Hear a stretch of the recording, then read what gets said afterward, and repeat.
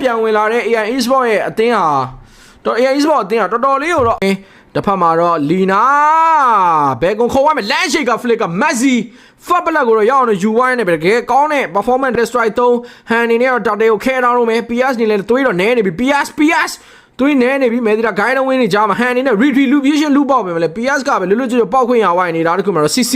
နောက်ဆုံးမှာတော့ K လေးတကောင်တော့ပြန်ရသွားတယ်သူလည်းပြန်တည်သွားတယ်143 trade မတန်ဘူး bro K က3កောင်ပေးလိုက်ရတာဘာစီအုပ်ထားတယ် Fasa Feather Air Strike တွေပါတယ်ပေး Messi တကောင် Title Strike နောက် Tsunami Slam အဖမ်းခေါင်ခံနိုင်တော့မှ Messi မသေးသေးဘူးရောင်ဟန်တော့ပြန်တန်ဝိုင်းနေမှာနောက်ဆုံးမှာ Messi တကောင်ပြောက်မပြတ်သေးဘူးနော် Messi ကအသက်ရှင်နေတော့မဲ့ခဲတဲ့ဝင်ကြီး damage ဝင်ပေးလိုက်တော့လေ shut down ကြီးတော့ဖြစ်ဝိုင်းနေเนาะကျွန်တော်တို့အဲ့နိုင်မဲ့အခွင့်အရေးတစ်ခုတော့ပိုင်နိုင်မဲ့ရောက်ယူသွားမှာလားနောက်မှလဲ Title Strike Tsunami Slam ဟိုဘက်မှာ Alita နောက်ဆုံးမှာတော့ Zushin damage နဲ့ပြောက်ဝိုင်းနေပထမမှာ Harris Zaman ဖို့တွေကြမှာ PS တကောင်တေဆုံးသွားခဲ့တယ်နောက်မှ Messi Crystal သုံးမှာ Daddy ရိုက်ချိုးနေမှလည်းအဆင်မပြေသေးဘူးနောက်ဆုံးမှာ Stick PS7 damage နဲ့ Short wine မှာ Crystal သုံး only ကိုပဲရိုက်ချိုးသွားရင်တော့